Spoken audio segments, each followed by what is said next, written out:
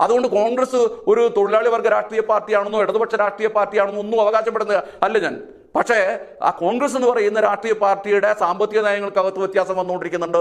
BJP എന്ന് പറയുന്ന രാഷ്ട്രീയ പാർട്ടിക്കകത്ത് സാമ്പത്തിക നയത്തിൽ വ്യത്യാസങ്ങൾ വന്നുകൊണ്ടിരിക്കുന്നുണ്ട്. ഇതിൻ്റെയൊക്കെ ആകെ തുകയാണ് ലോകത്ത് നമ്മൾ കണ്ടുകൊണ്ടിരിക്കുന്നത്. അതുകൊണ്ട് കോൺഗ്രസിന്റെ സാമ്പത്തിക നയങ്ങൾ ഒന്നാണ്, BJPയുടെ ഒന്നാണ്. അതുകൊണ്ട് കോൺഗ്രസുമായി സഹകരിച്ച് പോകാൻ പറ്റില്ല എന്ന് പറയുന്നത് ഒരു ശുദ്ധ അസംബന്ധമാണ്.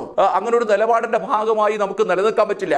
സാമ്പത്തിക നയത്തിൽ കോൺഗ്രസിന്റെ കൊള്ളരുതായ്മകൾക്കെതിരായി നമുക്ക് ശക്തമായ നിലപാടുകൾ മുന്നോട്ട് വെക്കാം. എപ്പോ? ഇന്ത്യയുടെ ജനാധിപത്യ സംവിധാനം നിലനിൽക്കുമ്പോൾ, ഇന്ത്യയിലെ ജനാധിപത്യ ഭരണകൂടങ്ങൾ നിലനിൽക്കുമ്പോൾ, ഇന്ത്യയിലെ ജനാധിപത്യം അട്ടിമറിക്കപ്പെടുന്ന ഒരു സമയത്ത് ആ ജനാധിപത്യം സംരക്ഷിക്കുന്നതിന് വേണ്ടിയുള്ള സമരത്തിൽ ഞങ്ങൾ കോൺഗ്രസുമായി സഹകരിക്കില്ല എന്ന് പറയുന്നതിന്റെ പൊരുൾ എന്ന് പറയുന്നത് വേറൊരർത്ഥത്തിൽ പറഞ്ഞാൽ BJP ഗവൺമെന്റിന് ബുദ്ധിമുട്ടുകളില്ലാതിരിക്കുക, അതിനാവശ്യമായിട്ടുള്ള കാവൽക്കാരായി ഇടതുപക്ഷത്തെ ഉപയോഗിക്കുക എന്നാണ്.